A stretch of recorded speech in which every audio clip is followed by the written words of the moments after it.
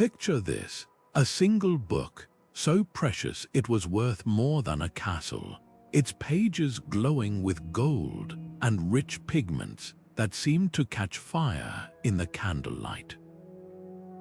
This wasn't just any book, it was an illuminated manuscript, a masterpiece of patience and devotion, created in an era when most people would never even hold one in their lifetime. These weren't just texts, they were time capsules safeguarding the very essence of human thought, art, and faith through centuries of upheaval. While wars raged and empires fell, scribes and artists in quiet monastic cells worked tirelessly, their pens and brushes ensuring that the wisdom of the ancients and the beauty of their own age would survive. It's easy to think of the Middle Ages as a time of darkness, a gap between the brilliance of Rome and the rebirth of the Renaissance. But illuminated manuscripts tell a different story. They reveal a world where knowledge didn't vanish. It was hidden in plain sight, wrapped in layers of intricate decoration and painstaking calligraphy. Every stroke of ink, every fleck of gold leaf, was an act of defiance against oblivion. These books carried everything from sacred scriptures to scientific treatises, from epic poetry to the secrets of herbal medicine. And they did more than preserve ideas, they transformed them, blending the old and the new in ways that would eventually help spark the Renaissance. So how did these fragile pages outlast the chaos of their time? Who were the people behind them, and what drove them to spend years, even decades, on a single volume? This is the story of how art and knowledge refused to die, how the flickering light of learning was kept alive in the most unexpected places. From the shadowy corners of monasteries to the glittering courts of kings, illuminated manuscripts were more than books, they were beacons. And today we're going to follow their glow, uncovering the secrets they've guarded for centuries. By the end, you'll never look at a medieval book the same way again. Let's begin. To understand the birth of illuminated manuscripts, we must step back to a world where books were anything but ordinary. In the fading days of the Roman Empire, as classical libraries crumbled and political chaos spread, a quiet revolution was taking place in remote monasteries. Here, scribes began merging the artistic traditions of Rome with the spiritual urgency of early Christianity, creating something entirely new. The earliest surviving examples, like the Codex Sinaiticus, weren't just books, they were declarations of faith, painstakingly penned on sheets of vellum, a material made from calfskin so fine it could last for centuries. Imagine the hands that worked on these pages, smoothing each sheet, tracing letters with quills cut from goose feathers, mixing pigments from crushed lapis lazuli and malachite to create blues and greens that still dazzle today. But why go to such extraordinary lengths? In an age before printing presses, every word had to be copied by hand, and every decoration added with deliberate care. These manuscripts were more than reading material, they were bridges between heaven and earth. Monks believed that the very act of copying sacred texts was a form of prayer, a way to honor divine wisdom. The gold leaf that adorned their pages wasn't just for show, it symbolized the light of God, literally illuminating the words beneath, and the materials themselves were chosen for their durability and beauty, ensuring that these treasures could withstand time's relentless march. The work happened in Scriptoria, the writing rooms of monasteries where silence reigned save for the scratch of pens and the occasional whisper of a turned page. Here, teams of scribes and artists labored in shifts, their days governed by the rhythm of prayer and the flicker of candlelight. A single manuscript could take years, even decades, to complete, a testament to the patience and devotion of those who made them. And while many of these creators remain anonymous, their legacy lives on in every swirling initial, every delicate border, every radiant miniature painting that brings ancient stories to life. What's remarkable is how these early manuscripts became a melting pot of cultures.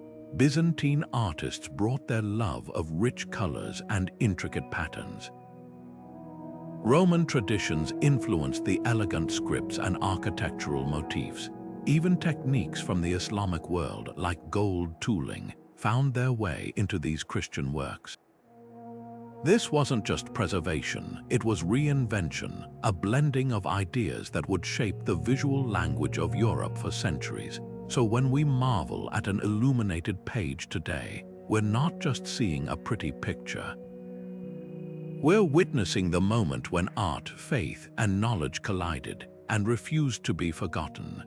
Within the thick stone walls of medieval monasteries, a quiet but monumental task unfolded daily. Monks rose before dawn, their lives governed by the rhythmic chant of prayers and the disciplined structure of the Rule of Saint Benedict. This 6th century guide didn't just shape their spiritual lives, it became the backbone of their intellectual labor. Benedict's famous motto, Ora et Labora, or pray and work, wasn't merely a suggestion, it was a sacred duty. And for many, that work meant copying texts in the monastery's scriptorium, a place as vital to the medieval world as any library or university is today. Imagine the scene: rows of wooden desks, each lit by a single candle or a narrow window, where monks hunched over sheets of vellum, their quills tracing letters with meticulous precision. The air smelled of ink and beeswax, the latter used to smooth the surface of the parchment. There was no rush, no shortcuts, every stroke mattered. A single mistake could mean scraping away hours of work with a knife, starting over on a fresh sheet. But these monks weren't just transcribing words, they were weaving a safety net for civilization itself. While kingdoms rose and fell outside their walls, they safeguarded everything from the Psalms of David to the philosophy of Aristotle, ensuring these works would outlast the turmoil of their age. What's astonishing is the sheer range of knowledge they preserved. Monasteries didn't just copy religious texts, they became accidental archivists of the ancient world. A Benedictine monk in a remote Italian abbey might spend years reproducing Cicero's speeches, while another in France painstakingly illustrated a herbal manual with remedies for everything from headaches to snake bites.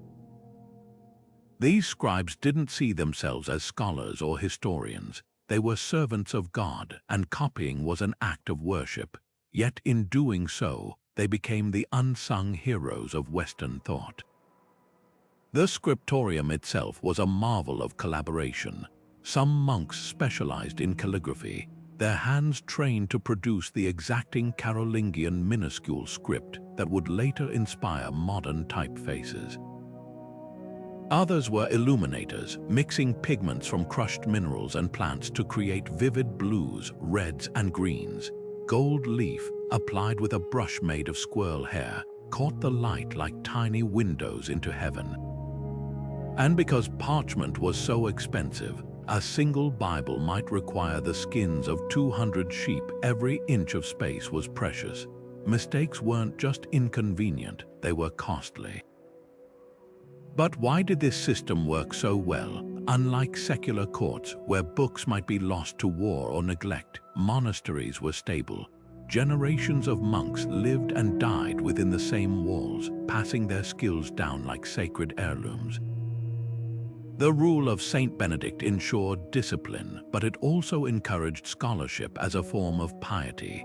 A monk might never travel beyond his cloister, yet through his work, his voice could echo across centuries.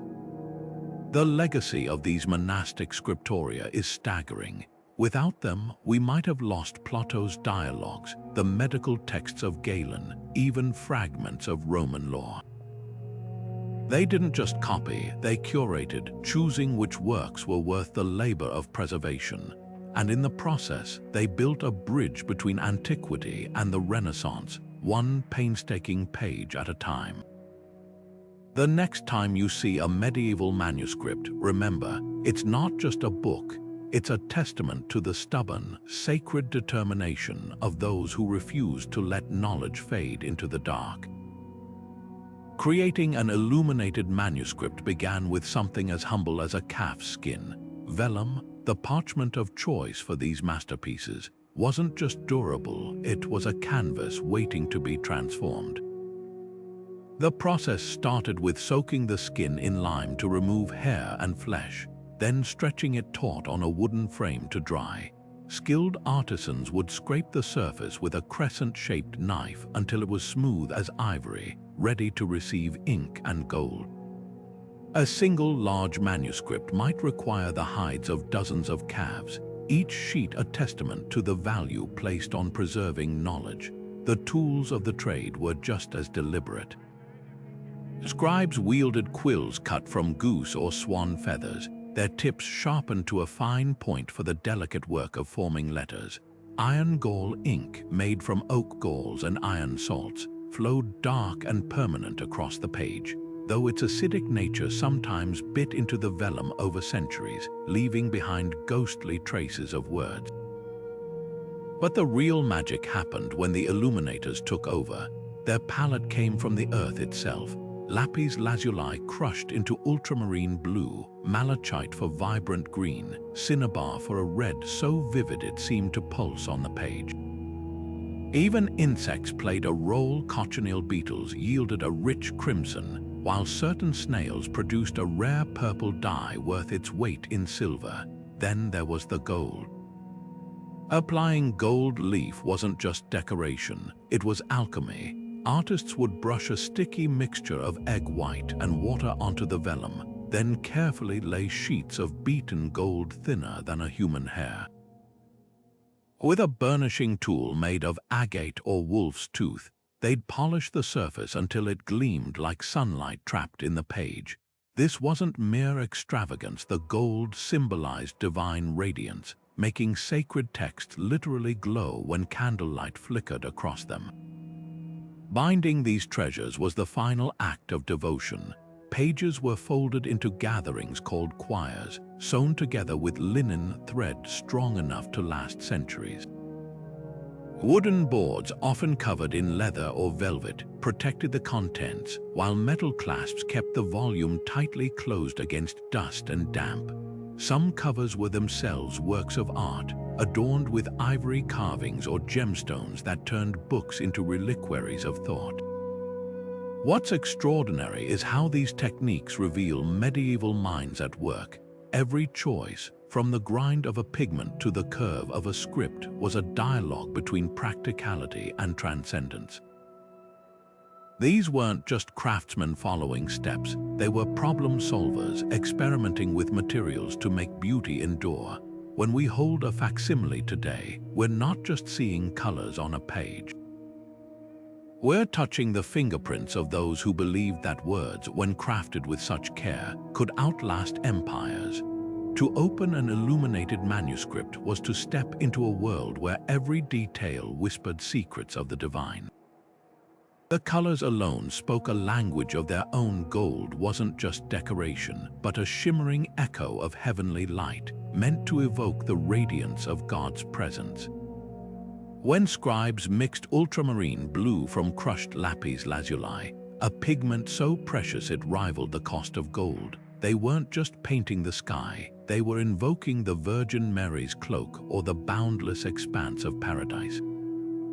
Even the greens and reds carried weight. Verdant hues symbolized renewal and hope, while deep crimson echoed the blood of martyrs and the passion of Christ. But the symbolism ran deeper than pigments. Look closely at the margins, and you'd find a bustling world of creatures both real and imagined. Playful rabbits might chase each other across the page, not just as whimsy, but as reminders of human folly or the swift passage of time. Dragons and griffins coiled around initials, embodying the eternal struggle between good and evil. Sometimes, a sly fox dressed as a preacher would mock hypocrisy, or a snail would engage in battle with a knight, a visual joke that whispered, "Even the mightiest can be humbled." These weren't random doodles, they were a medieval meme culture, blending moral lessons with cheeky satire to keep readers engaged. The very layout of the page held meaning. Elaborate borders of interwoven vines and flowers weren't merely pretty frames, they mirrored the ordered beauty of creation, a visual hymn to harmony. A single capital letter might explode into a miniature scene like Jonah swallowed by the whale, transforming a Bible verse into a vivid drama. And when artists painted halos with real gold, they weren't just highlighting saints, they were making holiness tangible so that flickering candlelight would literally set the page ablaze with sacred glow. Perhaps most profound was the act of illumination itself.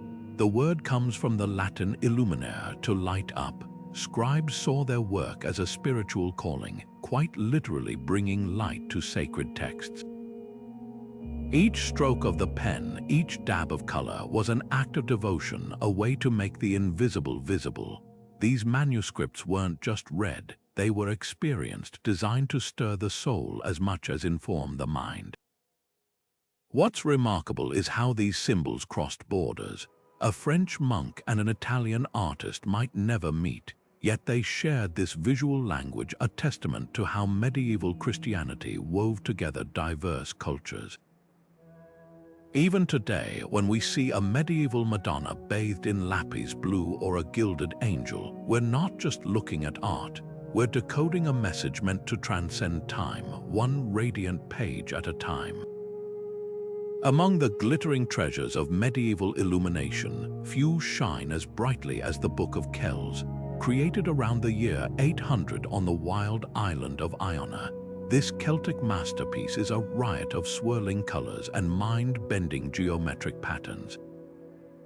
Turn its pages digitally, of course, since the original rarely leaves its climate-controlled home at Trinity College, Dublin, and you'll find letters that twist into serpents, saints framed by carpets of interlaced knots so dense they seem to vibrate off the page. The Cairo page, depicting Christ's name in Greek, isn't just writing. It's a labyrinth of symbolism where every spiral and beast hides layers of meaning. What's astonishing isn't just the artistry, but the sheer audacity of its survival. Viking raids forced monks to flee with the manuscript to Kells, where it endured fires, thefts, and centuries of upheaval, emerging as a testament to faith's stubborn resilience.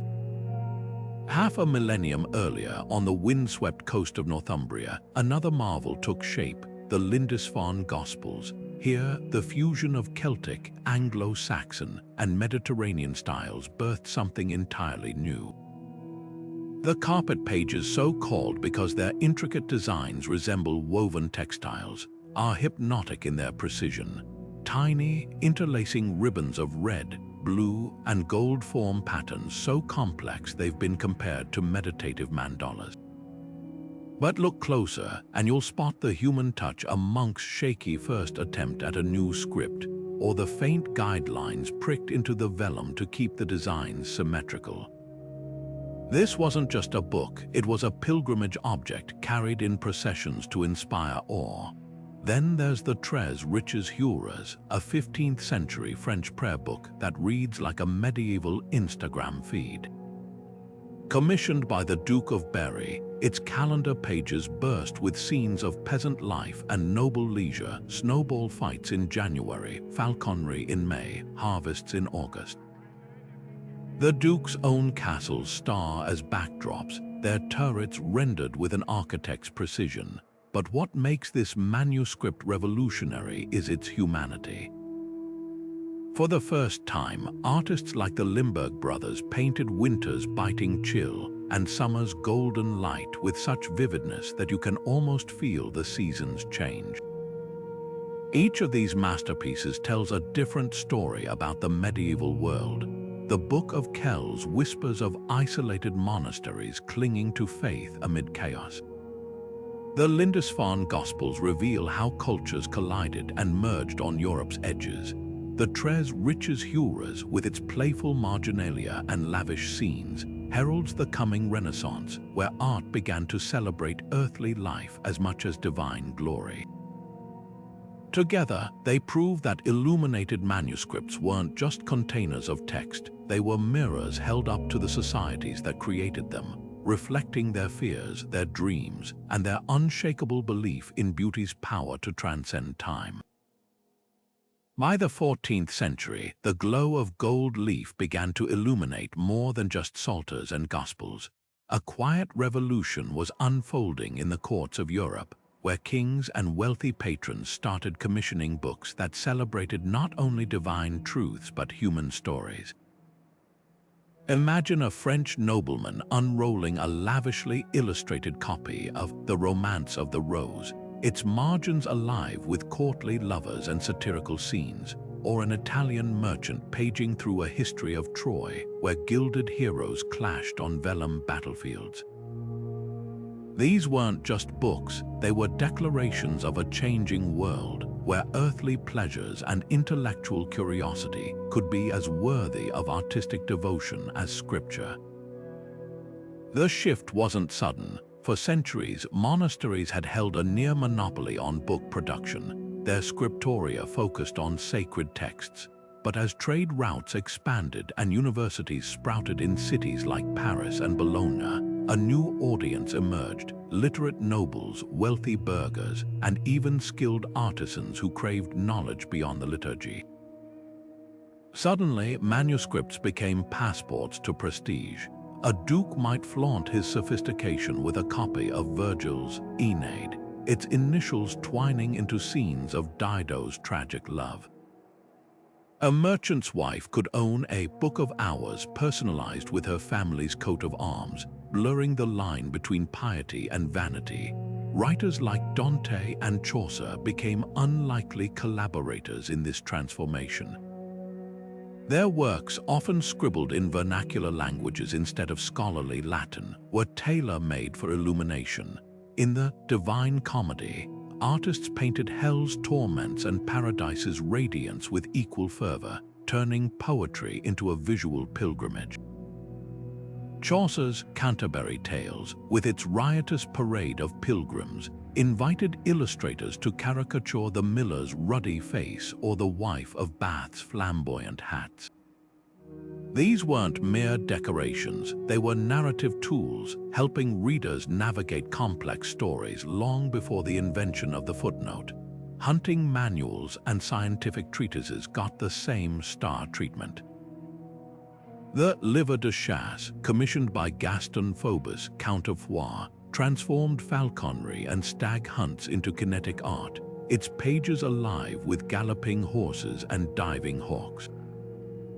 Medical texts like the Tacuinum Sanatotis paired advice on diet and health with scenes of peasants harvesting herbs or nobles bathing, proof that even practical knowledge could be dressed in gold. What fueled this boom? Partly, it was technology. Paper, introduced from the Islamic world, was cheaper than vellum, making books more accessible. But more profoundly, it reflected a societal earthquake, the rise of a literate middle class. Suddenly, books weren't just sacred objects, they were entertainment, education, and social currency. A well-stocked library signaled not just piety but power, a trend that would eventually give birth to the Renaissance's obsession with collecting.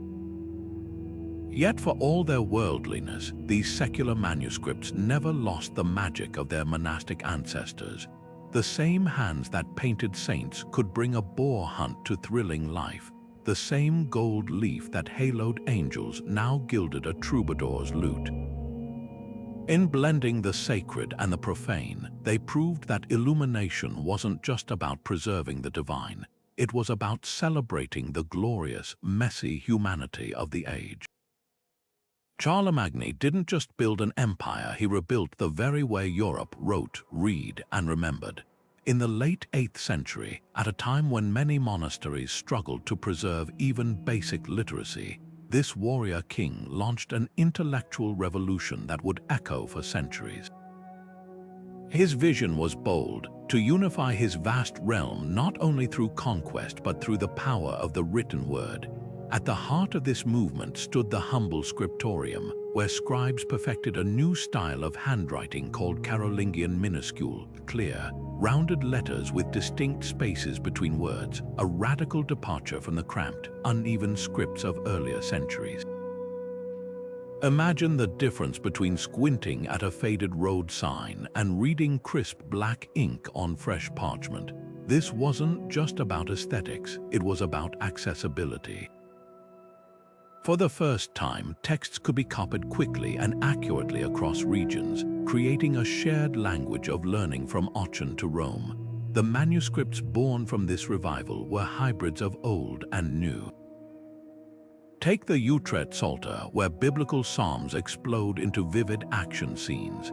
Unlike the static figures of earlier works, its ink-washed drawings pulse with energy. David slaying Goliath with a slingshot, angels tumbling from the heavens like acrobats. The artists didn't just illustrate the text, they dramatized it, blending Roman naturalism with the raw expressiveness of medieval storytelling. Even the parchment itself tells a tale of renewal, as monasteries under Charlemagne's patronage scoured Europe for neglected classical texts to copy. Cicero's speeches, Vitruvius's writings on architecture, even fragments of Roman law were rescued from oblivion, their ideas preserved in the clean lines of minuscule script. But the Carolingian Renaissance wasn't just about looking backward. Charlemagne's scholars invented tools we still use today, like punctuation marks to guide readers and standardized grammar to stabilize Latin's chaotic dialects. His court at Aachen became a magnet for thinkers. The Irish monk Alcuin of York reformed education, while Paul the Deacon compiled histories that wove Germanic oral traditions into written record. For a brief, brilliant moment, a Frankish warlord's court rivaled the intellectual vibrancy of ancient Alexandria. The legacy of this revival is staggering. Those Carolingian scribes didn't know it, but their minuscule script would evolve into the lowercase letters you're reading right now. Their manuscripts became the blueprint for Renaissance humanists hungry to reconnect with antiquity. And their most radical idea that a ruler should value books as much as battlefields would inspire kings and scholars for generations. The so-called Dark Ages had flickered to life, proving that even in Europe's roughest centuries, the light of learning never fully went out.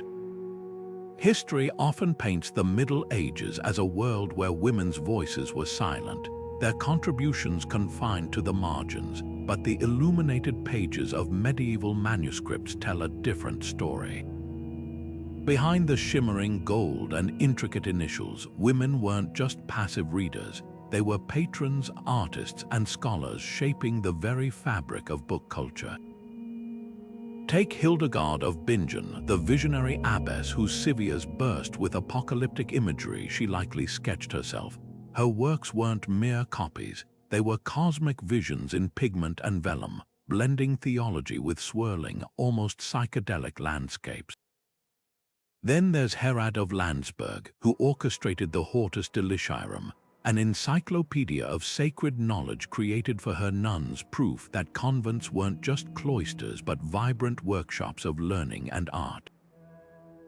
These women didn't work in isolation. Convents across Europe buzzed with creative energy, their scriptoria producing devotional books tailored to female audiences. In England, the Barking Abbey nuns crafted psalters with delicate floral borders, while German mystics like Mechthild of Magdeburg dictated spiritual texts that scribes transformed into illuminated masterpieces. Even the materials hint at their influence. Some manuscripts feature softer, more pastel palette colors like rose madder and saffron yellow that may reflect feminine tastes or access to certain dyes.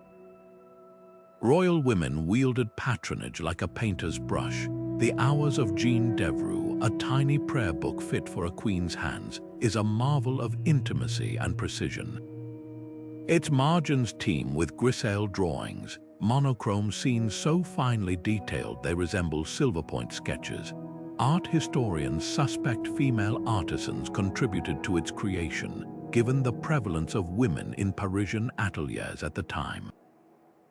And let's not forget Elena of Aquitaine, whose court commissioned romances and histories that blended troubadour poetry with lavish illumination, proving that medieval women didn't just inspire art, they commissioned it, curated it, and sometimes even crafted it themselves. What's revolutionary is how these works subvert stereotypes. Male scribes often depicted women as passive, a pious Virgin Mary here, a temptress Eve there. But when women held the pen or the purse strings, the imagery shifted. In manuscripts from female-led Scriptoria, you'll find bold depictions of Judith beheading Holofernes or Saint Catherine debating philosophers, their faces alive with intelligence and agency. Even the act of writing itself was reclaimed. One Spanish nun's self-portrait shows her mid-stroke, quill in hand, as if to say, "Look, I made this." The challenge lies in uncovering these stories. Many female scribes went unnamed, their labor obscured by time or attribution to a workshop. But traces remain: a colophon signed by Guda, a sinful woman, a prayer book with marginal notes in a nun's handwriting, a pigment recipe scribbled in a convent's ledger. Each fragment is a crack in the old narrative, revealing a medieval world where women didn't just preserve knowledge, they illuminated it quite literally with their own hands. Their legacy isn't just in the pages they left behind, but in the quiet revolution they waged, one golden leaf at a time. The glow of medieval manuscripts wasn't confined to Christian Scriptoria. It flickered across cultures, religions, and continents, weaving a tapestry of shared knowledge and artistry. While Europe's monasteries busied themselves preserving ancient texts, a parallel revolution was unfolding in the Islamic world. In cities like Baghdad and Cordoba, scholars were translating Greek philosophy into Arabic, adding their own groundbreaking commentaries, and binding them into volumes adorned with geometric patterns so precise they seemed divinely inspired. These weren't just books, they were crossroads where East met West, and their influence would ripple through European illumination in ways few could have imagined. Take the case of Toledo in 12th century Spain. Here, Christian, Jewish, and Muslim scribes worked side by side in a rare moment of conviventia coexistence. Arabic texts on astronomy, medicine, and mathematics, many of them translations of works lost to Europe for centuries, were painstakingly rendered into Latin. But it wasn't just the words that traveled. Islamic bookmaking techniques, like the use of paper, a Chinese innovation refined by Muslim artisans, allowed manuscripts to be produced faster and cheaper than ever on vellum. The vibrant blues and greens of Persian miniatures, achieved through advanced chemistry, soon found their way into European palettes. Even the humble Arabic numeral, with its revolutionary concept of zero, crept into the margins of accounting manuals, illuminated, of course, with the same care as any psalm. Jewish scribes, meanwhile, were crafting masterpieces like the Golden Haggadah, a Passover text so lavish it could rival any Christian psalter. Created in 14th century Barcelona, its pages shimmer with Gothic arches and Islamic-style arabesques, a visual testament to the cultural soup of medieval Spain. The artists borrowed Christian gold leaf techniques but filled the margins with scenes of Jewish life, matzah baking, children asking the four questions, rendered with a warmth that made sacred stories feel like family heirlooms. This wasn't appropriation, it was conversation, a dialogue in pigment and gold. The exchange went both ways. In Sicily, under the Norman kings, Arabic calligraphers copied the Bible in Arabic for Christian worship, while Jewish illuminators in Provence blended French Gothic foliage with Hebrew micrography, tiny letters forming decorative borders. The result, a visual language where a Quran, a Torah, and a Latin Bible might share the same floral motif, each claiming it as their own. Even the humble bookmark, a strip of leather or silk, evolved from Islamic tur as embroidered bands with pious inscriptions adapted by Christian monks to mark their place in prayer books. What's breathtaking is how these borrowed elements transformed European art. The intricate interlace of Celtic manuscripts suddenly found kinship with Islamic arabesques. The gold-flecked backgrounds of Byzantine icons merged with the luminous patterns of Moorish tilework, and when Gutenberg finally invented the printing press, he borrowed the adjustable metal type from Korean innovations that had reached Europe through the Silk Road, another thread in this global story. This cross-pollination wasn't without tension. Church authorities sometimes scrubbed Arabic signatures from translated texts, erasing the Muslim scholars who'd preserved Aristotle for posterity. Yet the evidence survives in the manuscripts themselves, a Latin herbal with plant names neatly glossed in Arabic, a Hebrew prayer book with Virgin Mary blue initials. These silent witnesses remind us that the so-called Dark Ages were anything but dark.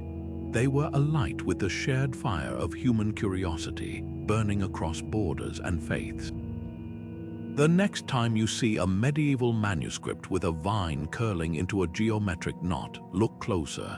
That's not just decoration, it's a handshake across centuries, a whisper that says, "We learned this together." The rhythmic clatter of wooden type being set into place signaled a seismic shift in the world of books, one that would dim the golden age of illuminated manuscripts. When Johannes Gutenberg inked his first Bible around 1450, he wasn't just speeding up production, he was dismantling an 800-year tradition of handcrafted knowledge. Those early printed pages, though, couldn't quite shake their manuscript roots. Gutenberg's team left blank spaces for rubrics and initials, expecting illuminators to add flourishes by hand as they'd always done. The result, hybrid creations like the Gutenberg Bible in the Morgan Library, where printed text coexists with vine-wrapped letters painted in gleaming gold, a reluctant farewell to an art form.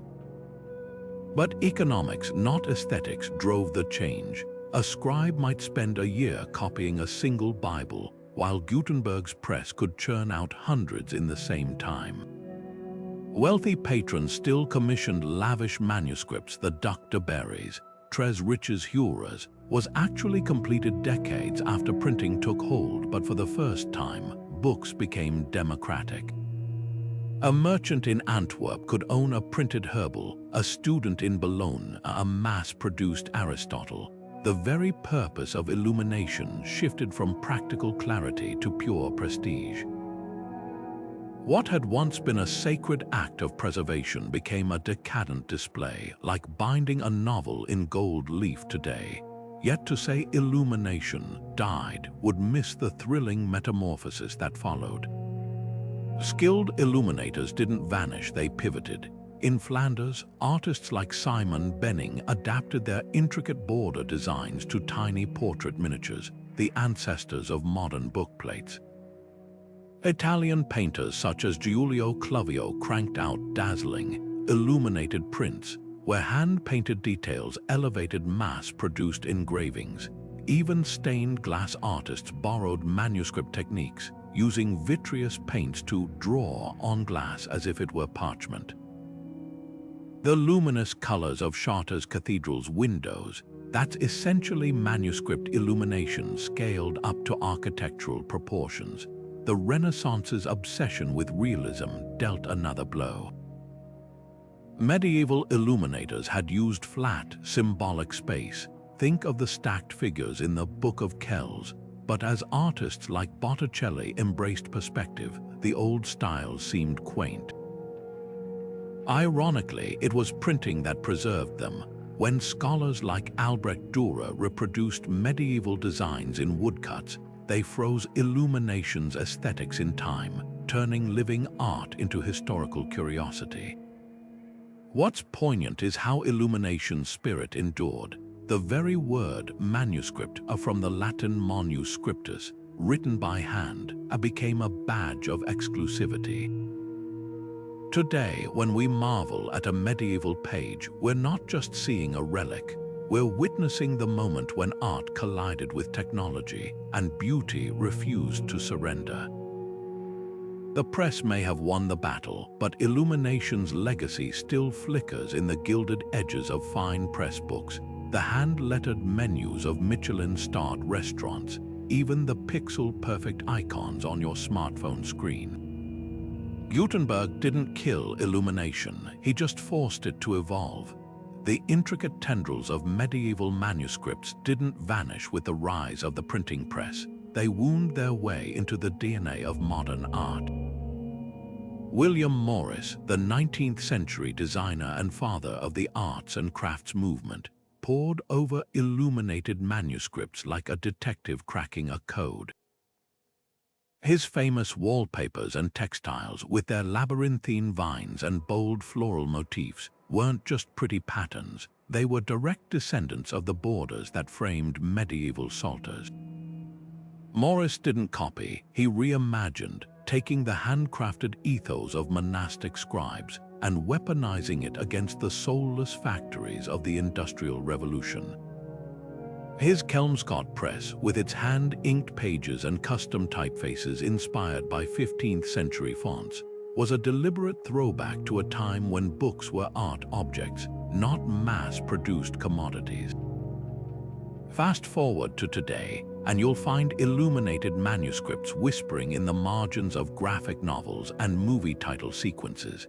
Take the work of illustrator Tara McPherson, whose posters for bands like the Decemberists drip with jewel-toned figures that wouldn't look out of place in the Tres Riches Huras. Or consider the animated opening of Game of Thrones, where gilded maps and intricate machinery echo the mechanical diagrams found in medieval manuscripts. Even branding isn't immune. Luxury companies like Gucci have riffed on illuminated initials for logos, wrapping modern products in the aura of handcrafted rarity. Calligraphers are keeping the tradition alive with quills and gouache, but with a twist. Artists like Denise Latch blend medieval techniques with contemporary subjects, painting punk lyrics in Carolingian minuscule or rendering skateboard decks with gold leaf monstrances.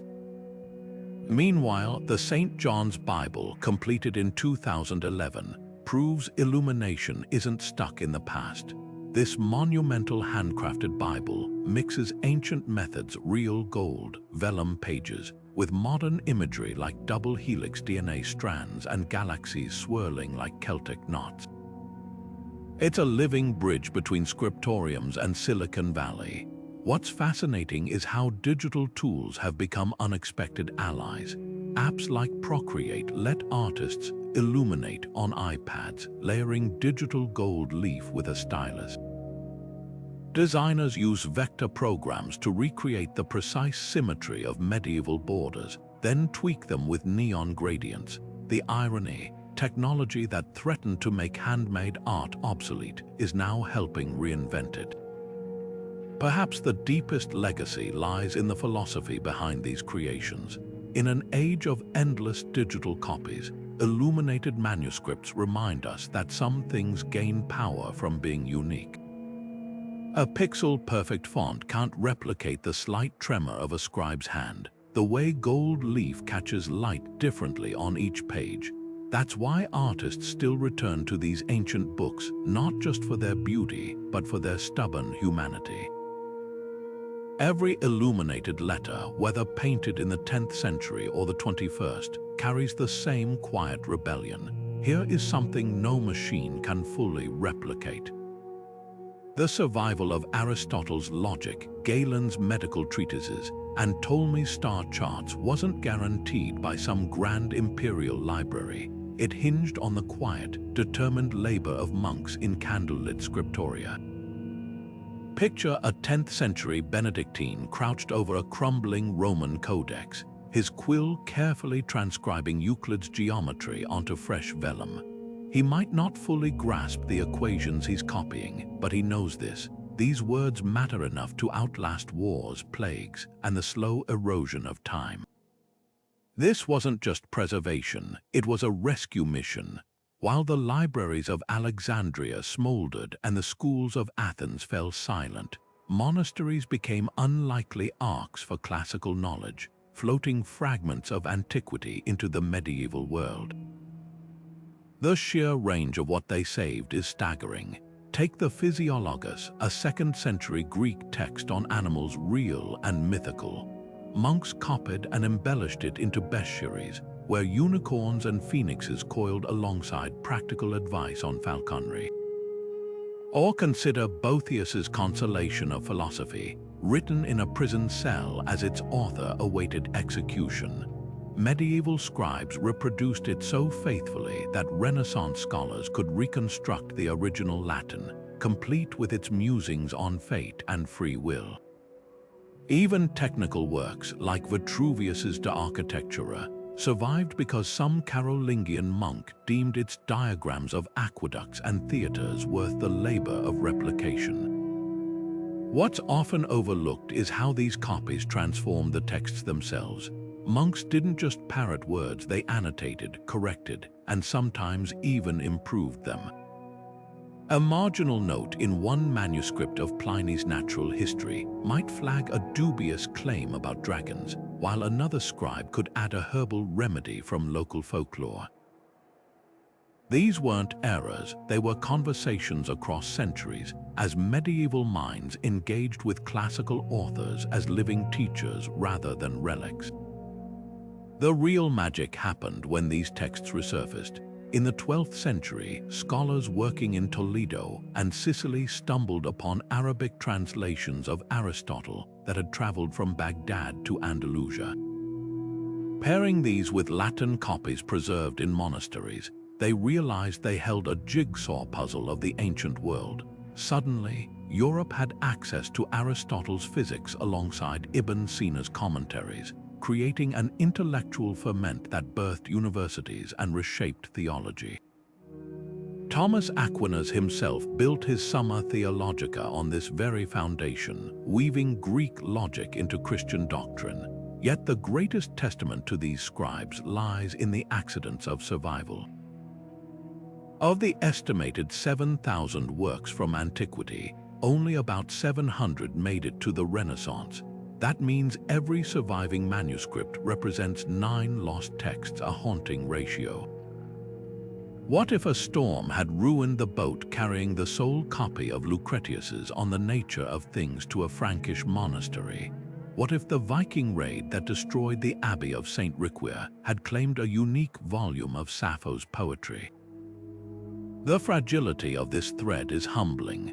When Petrarch and Poggio Bracciolini scoured Europe's libraries in the 15th century, they weren't just rediscovering antiquity, they were meeting the medieval scribes who'd passed the torch.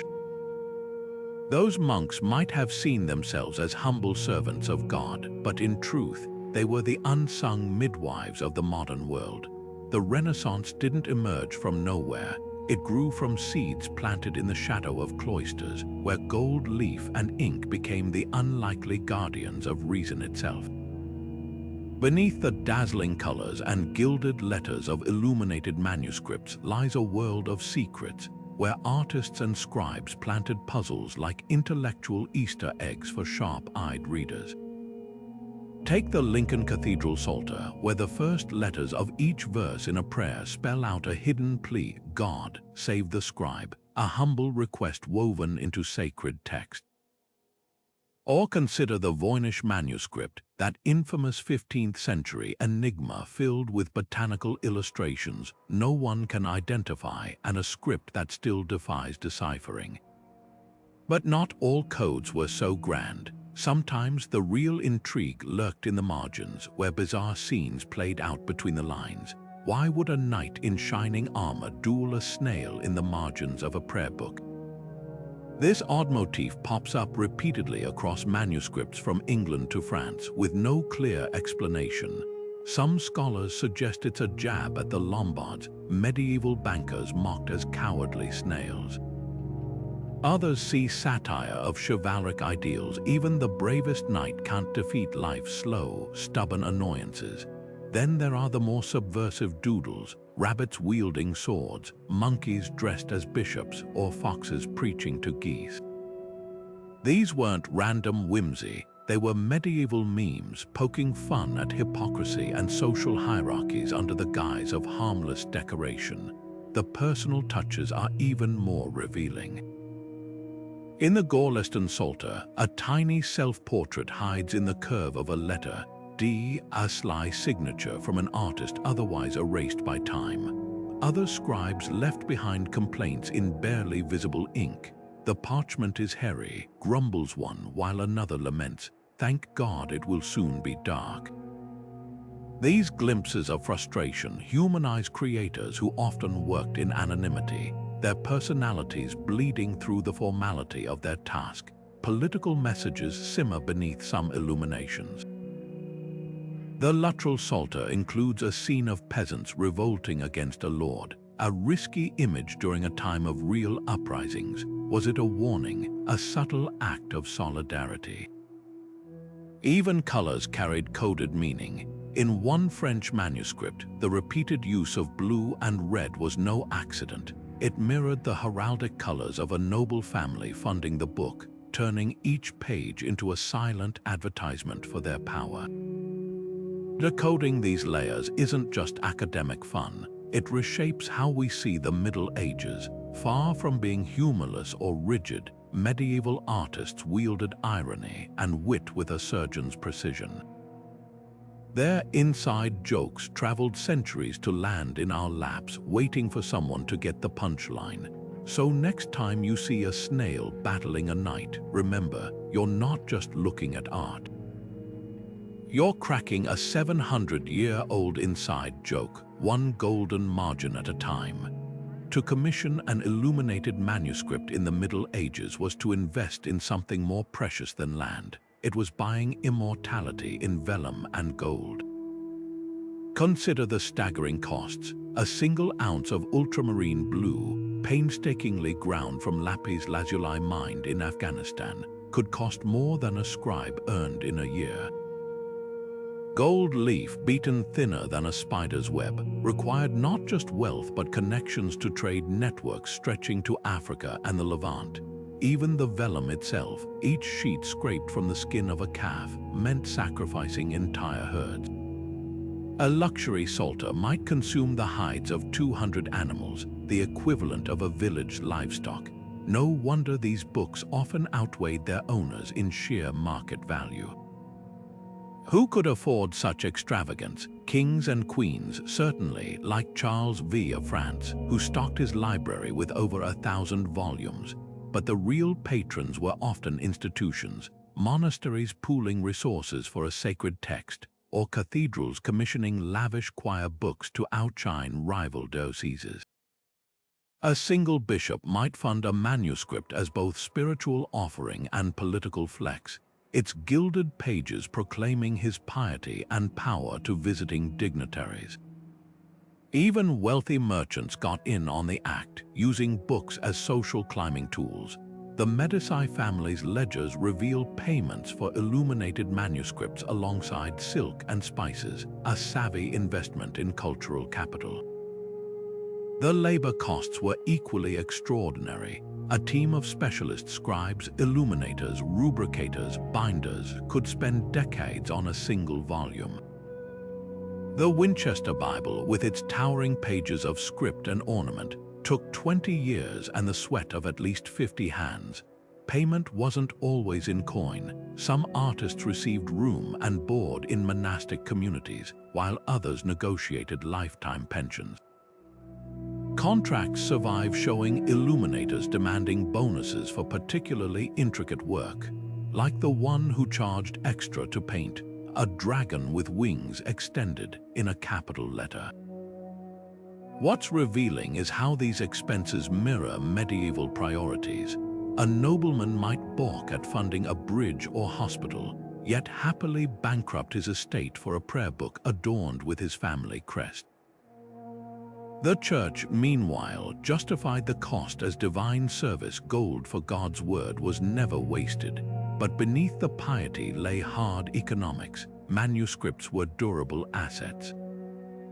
Unlike tapestries that frayed or castles that crumbled, a well-kept book could appreciate for centuries, its value compounding with age. The most fascinating twist. Some manuscripts became collateral in high-stakes deals. The Duke of Burgundy once pawned his library to finance a war, while abbots regularly loaned out precious volumes like medieval safety deposit boxes. In an age before banks, a gorgeously illuminated Bible wasn't just art, it was a hedge fund on parchment. The next time you see one in a museum case, remember, you're not just looking at a book. You're staring at a medieval Wall Street where faith, vanity, and cold hard cash shimmered on the same gilded page. Once the final brushstroke dried and the last clasp was fastened, an illuminated manuscript began a journey as unpredictable as the medieval world itself. Some traveled in velvet-lined chests, carried by merchants along the Champagne fairs where books traded hands alongside spices and silk. Others rode in the saddlebags of bishops, destined for cathedral libraries as gifts to secure political alliances. The Hours of Jean Devereux, barely larger than a modern paperback, was presented to the French queen as a wedding gift, a delicate piece offering from her husband's uncle. But not all manuscripts moved by choice. When the English King Henry VIII dissolved the monasteries, cartloads of sacred books were hauled away as spoils, their gold leaf pried off by soldiers who saw art only as bullion. The survival of these wandering treasures often hinged on sheer luck. A manuscript looted during the 100 Years' War might gather dust in a noble's castle for generations before being rediscovered by a scholar. The Codex Aureus of Echternach, a dazzling 8th century gospel book, was actually ransomed back from Viking raiders, paid for in silver by a pious noblewoman who valued its sacred pages more than coin. Even the elements conspired against them. Damp castle walls caused vellum to warp, while bookworms, literal larvae tunneling through pages, left lace-like trails of destruction. Yet against these odds, manuscripts endured, thanks to institutions that became fortresses of knowledge. Monastic libraries like those at Cluny or Monte Cassino operated on principles we'd recognize today: cataloging systems, loan records, even strict rules against folding pages. At St. Gall in Switzerland, manuscripts were chained to desks not to imprison them, but to ensure scholars could consult these rare texts without theft. Royal collections, like the Louvre Library of Charles V, were climate-controlled with cedar shelves to repel insects and windows positioned for light but not direct sun. These weren't just storage spaces, they were early research hubs where scholars from across Europe gathered, their notes sometimes scribbled in the margins of the very books we study today. The true miracle is how these scattered treasures coalesced into modern collections. The Vatican Library began as a handful of manuscripts in a trunk, while the British Museum's holdings grew from the salvaged libraries of dissolved monasteries. Even war, ironically, could preserve books. When Napoleon looted Europe's libraries, he centralized thousands of manuscripts in Paris, where scholars later catalogued them with unprecedented rigor. Today, when you see a medieval manuscript in a glass case, you're not just looking at a book, you're witnessing the end of an odyssey, from a monk's trembling hand to a king's ransom, from the smoke of sacked abbeys to the quiet glow of a climate-controlled archive. Each one is a survivor, carrying not just words but the fingerprints of every person who fought to keep its light alive. In an age before printed textbooks and digital libraries, illuminated manuscripts were the original multimedia classrooms, compact worlds where text, image, and sound converged to teach everything from theology to trigonometry. Picture a Benedictine schoolroom around the year 1000. young monks huddled around a single psalter, their fingers tracing not just the words of the psalms but the musical neumes, early notation symbols hovering above the text like birds on a wire. These weren't mere decorations, they were pedagogical tools, transforming silent reading into communal chanting, blending literacy with musical training. The same manuscript might contain calendar pages teaching astronomy through zodiac illustrations, or medical treatises where diagrams of the human body unfolded like sacred maps. What made these books revolutionary was their ability to compress entire curricula into portable form. A single volume like the Hortus Deliciarum Herald of Landsberg's 12th century encyclopedia for her nuns could house Bible stories alongside fables, scientific diagrams, and even a visual timeline of world history. Complex ideas became tangible through imagery. Augustine's theological concepts might materialize as a tree with branching heresies, while mathematical ratios came alive in the precise geometry of a decorated initial. For students in an oral culture, these visual cues were lifelines. A monk struggling to recall Aristotle's categories could mentally revisit the manicule's little pointing hands that highlighted key passages, or the rainbow-colored underlining that tagged important terms. The act of copying manuscripts was itself a core teaching method. Novices didn't just passively read, they painstakingly reproduced texts, their hands memorizing the shapes of letters as their minds absorbed content. Surviving schoolbooks bear witness to this process, pages crammed with shaky first attempts at Carolingian minuscule, later corrected by a master's firm strokes. Some manuscripts even include intentional errors left by teachers to test their pupils' attention. The Aratia, a 9th century astronomical text, pairs constellations with poetic descriptions, inviting students to connect myth with the night sky, a celestial workbook bridging poetry and science. Beyond monasteries, these books fueled the first sparks of higher learning. When proto-universities emerged in Bologna and Paris, their legal and medical scholars relied on illuminated glosses, annotated texts where commentaries wound around the original like vines, creating layered dialogues across centuries. A copy of Justinian's Digest might feature 12th century jurists' notes scribbled in margins, their arguments visually prioritized through red ink or gold leaf. Even literacy itself was taught through illumination. Alphabet primers often began with historiated initials, turning the letter A into Adam naming animals in Eden, a mnemonic linking language to divine creation. The legacy of these teaching tools still echoes today. Modern textbooks use color coding and infographics for the same reason medieval scribes used gold and miniatures. Our brains crave visual hooks for abstract ideas. Those illuminated pages were more than art. They were the original cognitive science, proving that knowledge, when wrapped in beauty, becomes unforgettable. Turn the pages of a medieval antiphona, a book of sacred chants, and you'll find more than just words and paintings. Between the gilded initials and vibrant miniatures, strange symbols dance above the Latin text, squiggles, dots, and ascending lines that look almost like abstract birds in flight. These are neumes, the earliest form of musical notation in the West, and they're as much a part of illumination's legacy as gold leaf and lapis lazuli. To the untrained eye, they might seem cryptic, but to a 10th century monk, these marks were a roadmap to the divine, transforming silent parchment into a chorus of voices lifted in prayer. What's extraordinary is how these musical manuscripts married sound and sight, turning each page into a performance where melody and visual art were inseparable.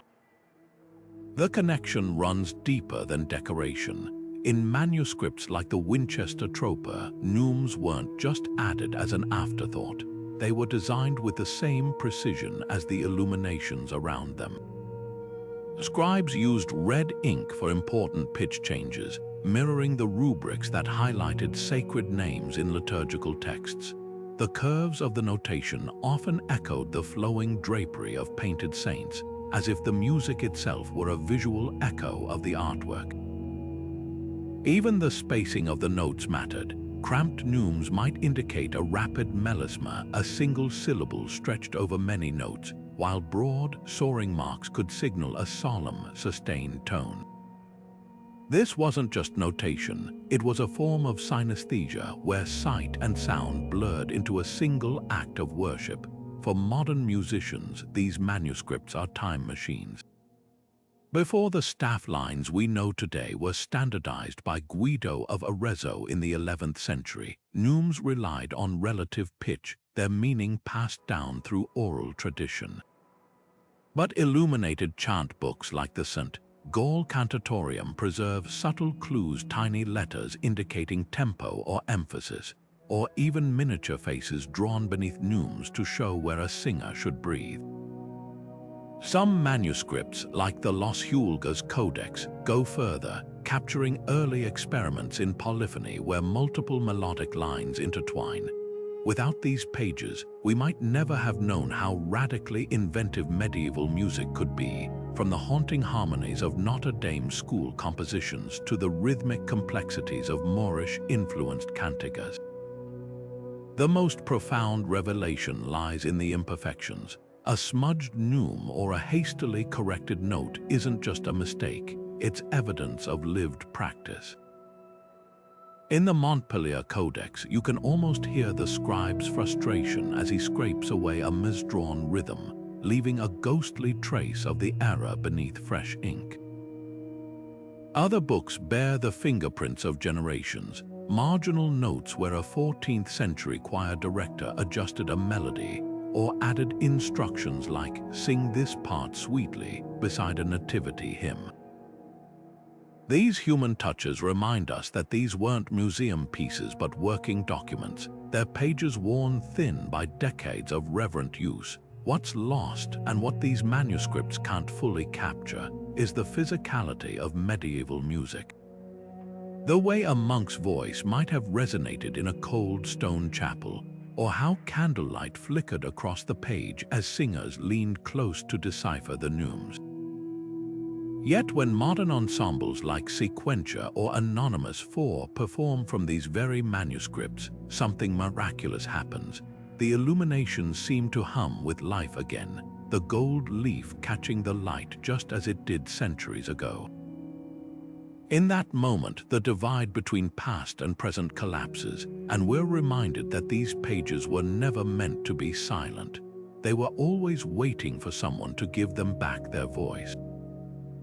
The vibrant pages of illuminated manuscripts did more than dazzle the eye. They became a battleground for status, where noble families waged silent wars of prestige through heraldry. Picture a 15th century Book of Hours, its margins crawling not with playful grotesques but with fierce lions, fleur-de-lis, and intricate quarterings, each symbol a deliberate claim to power. These weren't random decorations, they were medieval branding meticulously crafted to announce, this family's bloodline stretches back to the Crusades. Heraldic illuminations turned manuscripts into portable propaganda, their gilded initials and emblazoned shields serving as both legal documents and social media profiles of the aristocracy. The connection between heraldry and illumination was no accident, as coats of arms gained legal weight in the 12th century, identifying knights in battle and claimants in property disputes. Manuscripts became their perfect canvas. A noble commissioning a psalter didn't just want pretty pictures, they demanded their arms be woven into every folio, from the Virgin Mary's cloak bearing their colors to the border's ivy twisting into their crest. The Luttrell Psalter takes this to extremes, with Sir Geoffrey Luttrell's heraldic badges appearing even on peasant tools and livestock, a not-so-subtle reminder of who owned everything in sight. These symbols weren't static. The evolution of a family's arms across manuscripts reads like a visual soap opera. When the Plantagenets married into Spanish royalty, their illuminations suddenly bristled with Castilian castles. A disputed inheritance might spawn hastily added quarterings, as seen in the Bedford Hours, where John of Lancaster's arms were altered mid-production to reflect his new French titles. Even mistakes carried weight. One Flemish scribe accidentally inverted a noble's tinctures, sparking a feud that required papal intervention to resolve. Beyond vanity, heraldic manuscripts functioned as medieval infographics. Rolls of arms, long scrolls cataloguing nobles' crests were the LinkedIn of their day, used to negotiate marriages and alliances. The Chronique de Hainaut pairs historical text with meticulously painted shields, transforming dry genealogy into a colorful power map. Women, often sidelined in heraldry, found creative ways to assert presence. The Hours of Mary of Burgundy sneaks her personal emblem, a golden rose, into nearly every margin, a quiet rebellion against her Habsburg in-law's dominance. What's fascinating is how these designs transcended books. Manuscript heraldry directly influenced stone carvings, stained glass, and even funeral effigies, creating a unified visual language of power. A knight's tomb might replicate the same arms painted in his psalter, ensuring posterity remembered his status. Today, when historians trace the tangled web of medieval politics, they often turn first to illuminated pages, where alliances and rivalries glitter in gold and vermilion. Those flamboyant borders weren't just art, they were the original power suits tailored in vellum and ambition. The gold leaf that once shimmered under medieval candlelight now faces a modern enemy, time itself. Centuries of handling, fluctuating humidity, and even the very air we breathe have left many illuminated manuscripts fragile as autumn leaves. Yet today's conservators wield tools their monastic predecessors could never have imagined. In the quiet laboratories of places like the British Library or the Getty Museum, scientists peer beneath the surface of vellum using multispectral imaging, a technique that captures light wavelengths beyond human vision. This technology can resurrect text erased by scraping, reveal compositional changes where an artist altered a saint's pose, or even uncover long-lost recipes for pigments hidden in the margins. One stunning example, the Archimedes palimpsest, where scholars recovered ancient Greek mathematics from beneath medieval prayers, the original writing brought back to life through ultraviolet fluorescence and X-ray analysis. Preservation isn't just about high-tech wizardry, it's a battle against chemistry. The same iron gall ink that gave medieval scribes crisp black lines now eats into parchment over centuries, its acidic compounds slowly burning through pages like invisible fire. Conservators combat this with precision treatments, applying gelatin fills to stabilize tears or using antioxidant solutions to neutralize the ink's corrosive effects. Even the choice of storage materials is a science. Manuscripts rest on acid-free folders in climate-controlled cases, where humidity stays at a monk-friendly 50% and light levels are measured in lux to prevent fading. The Morgan Library takes this further, rotating displayed pages every 3 months to minimize exposure, treating each folio with the care of a priceless painting, which, of course, it is. Some of the most dramatic rescues come from disaster response. When the 1966 Florence floods submerged the Bibliotheca Nationale's collection, conservators pioneered freeze-drying techniques to save waterlogged manuscripts, a method now standard worldwide. More recently, digital restoration has opened new frontiers. Projects like the Vatican's DigiVat-Lib offer ultra-high-resolution scans where viewers can zoom into brushstrokes or compare erased annotations across multiple copies. But there's poetry in the physical work too. The painstaking realignment of flaking gold leaf with a sable hair brush, or the way Japanese paper, thin as dragonfly wings, is used to mend torn edges without obscuring a single letter. What's at stake isn't just aesthetics, but voices. Every time a conservator stabilizes a flaking pigment or reconstructs a broken binding, they're safeguarding more than art. They're preserving the thoughts, jokes, and prayers of people who lived centuries before telescopes or steam engines. That 12th century scribe who doodled a tired self-portrait in the margin, his yawn still echoes across time. The unknown artist who mixed lapis lazuli with egg yolk to paint the Virgin's robe. Her blue still sings. This work reminds us that preservation isn't about freezing the past in amber. It's about ensuring these manuscripts remain living things, still capable of astonishing us, teaching us, and yes, even making us laugh across the great gulf of years. In the flicker of a screen, the medieval world comes alive.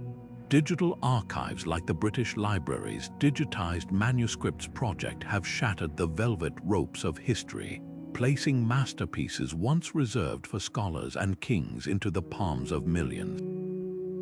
With a swipe, you can zoom into the Lindisfarne Gospels until the individual brushstrokes of its carpet pages reveal themselves cracks in the pigment, the faintest pricks of guide marks, even the occasional stray hair embedded in the vellum.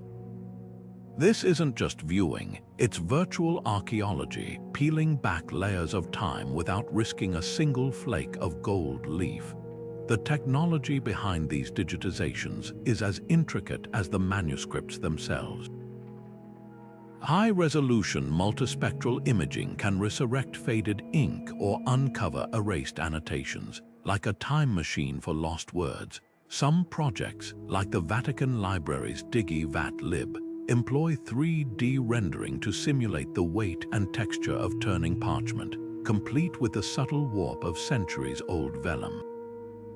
It's a paradox. The same digital age that threatened to make physical books obsolete is now their most powerful ally, preserving their essence in pixels while safeguarding the originals from wear. Beyond access, these tools are reshaping scholarship. A researcher in Tokyo can compare variations in the Book of Kells initials with a click, while a high school student in Buenos Aires traces the migration of artistic styles across medieval Europe. Crowdsourcing initiatives even invite the public to transcribe marginal notes, turning amateur historians into collaborators. The Schoenberg database of manuscripts, for example, aggregates provenance data from thousands of sources, revealing how a single psalter might have traveled from a French monastery to a Texas auction house, a digital paper trail of cultural exchange. Yet the most profound impact might be emotional.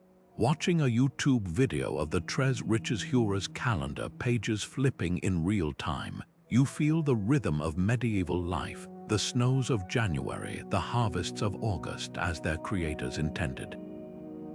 Online exhibitions curated by institutions like the Getty or the Morgan Library contextualize these books not as static artifacts, but as living objects that once sat on laps, were kissed in prayer, or were smuggled to safety in wars. The digital age hasn't just preserved illumination, it's rekindled its intimacy, letting us hold history in our hands again, if only as light on glass.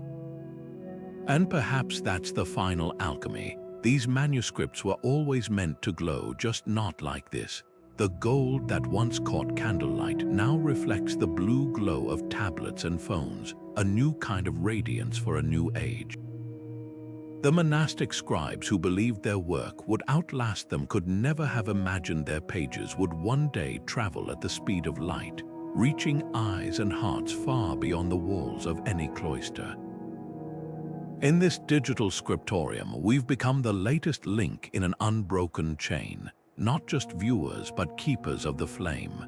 The image of a solitary monk hunched over a manuscript by candlelight is romantic, but it's only part of the story.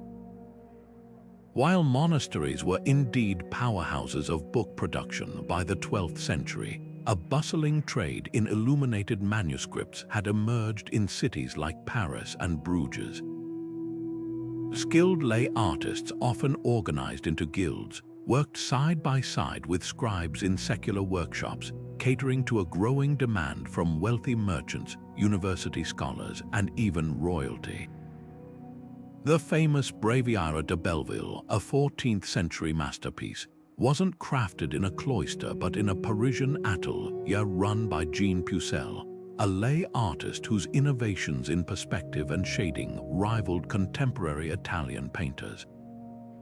These professionals didn't just copy texts, they pushed boundaries, blending Gothic elegance with playful marginalia that reflected urban life, a far cry from the solemn piety of monastic works.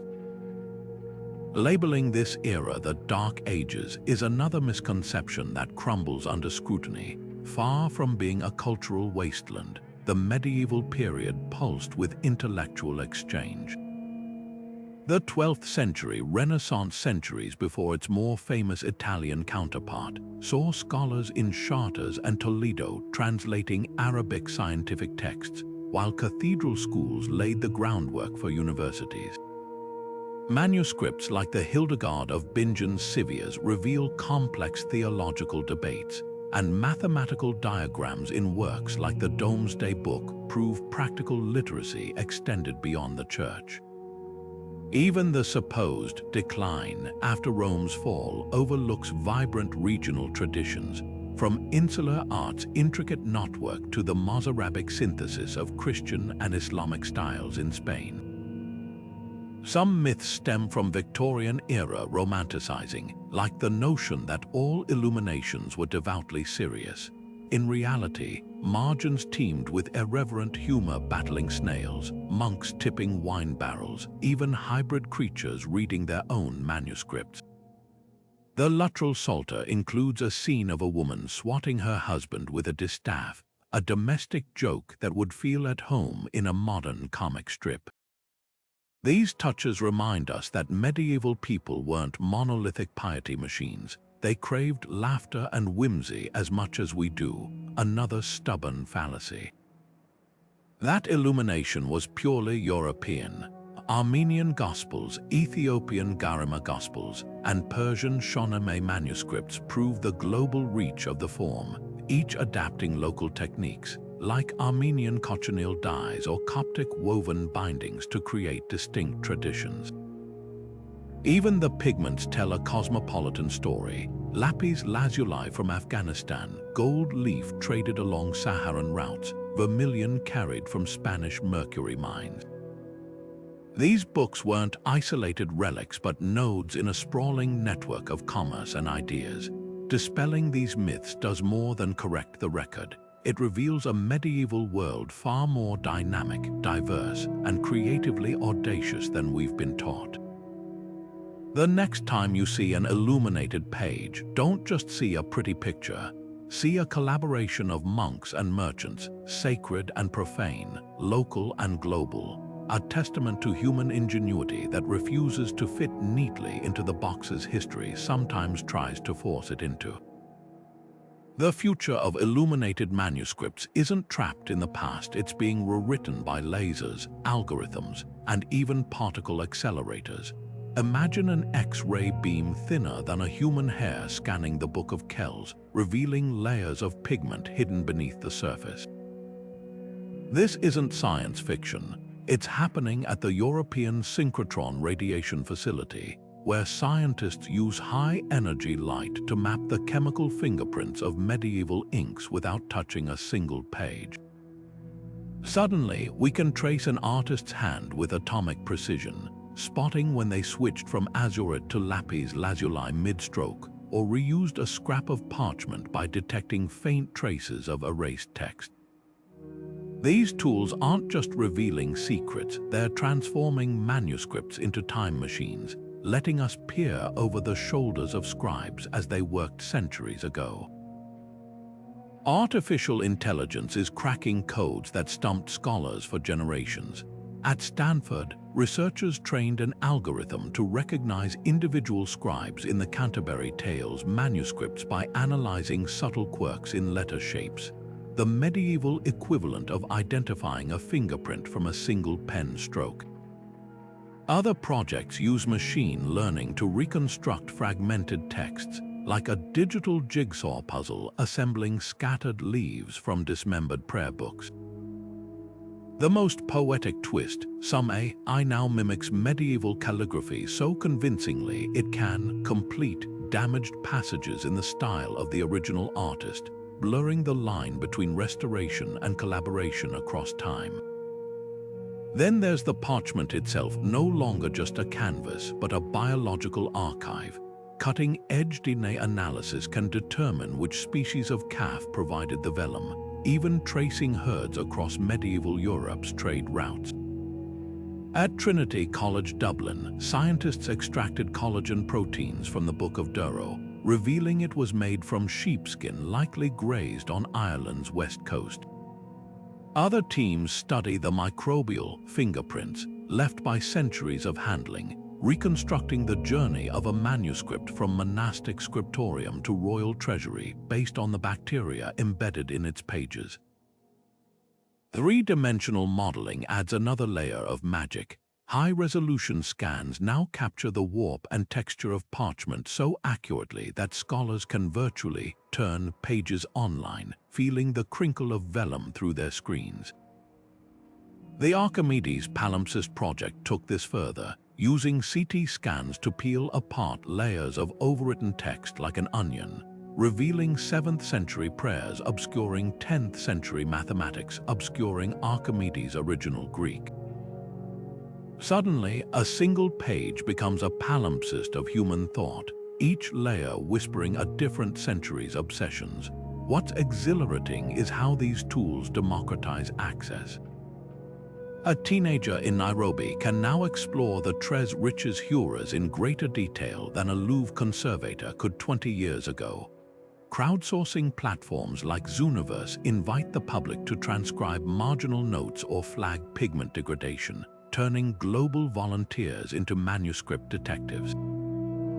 And virtual reality reconstructions of Scriptoria let us step inside these creative hives, hearing the scratch of quills, smelling the iron gall ink, watching as sunlight slants through high windows onto unfinished pages. The biggest revelation, these technologies aren't replacing traditional scholarship, they're deepening it. When a spectral imaging system at the Bodleian Library uncovered erased ownership marks in a Hebrew Bible, it didn't just solve an art historical puzzle. It resurrected the story of a Jewish family who safeguarded the book through persecution, their identity hidden beneath Christian overpainting for 500 years. Every pixel, every data point, is a thread pulling us closer to the people who made, used, and loved these books. Far from reducing manuscripts to cold data, science is giving them back their heartbeat, and in doing so, proving that the most cutting-edge tool in manuscript studies is still human curiosity. Illuminated manuscripts were never just books, they were lifelines. In an era when empires crumbled and libraries burned, these glowing pages became sanctuaries for ideas too precious to lose. Think of the Carolingian monks who copied Cicero's speeches as Viking longships raided their coasts, or the Byzantine scribes who preserved Greek science while their cities fell to crusaders and sultans. Each stroke of the pen was an act of defiance, a whispered promise that darkness wouldn't have the final word. What's astonishing isn't just what these manuscripts saved, but how they transformed it. A 12th century scholar in Toledo might blend Aristotle's logic with Arabic commentaries, then hand it to an illuminator who wrapped the text in vines of gold. The result, a fusion of cultures, a dialogue across centuries. These books didn't hoard knowledge, they remixed it, proving that preservation and innovation could dance on the same page. Even the humblest psalter, kissed daily in prayer, carried layers of meaning, sacred text, artistic experimentation. and sometimes a doodle of a grumpy cat in the margin because medieval people like us couldn't resist a little mischief. Today, as we digitize these treasures and peer at them through screens, their legacy feels more urgent than ever.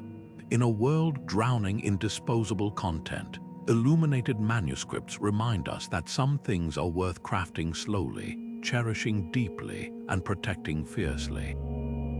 They challenge us to ask, what are our beacons? What fragile lights will we shield from the storms of our age? Your turn now. Maybe you've gasped at the Book of Kells in a Dublin museum, or lost yourself in the digital pages of the Tres Riches Hures.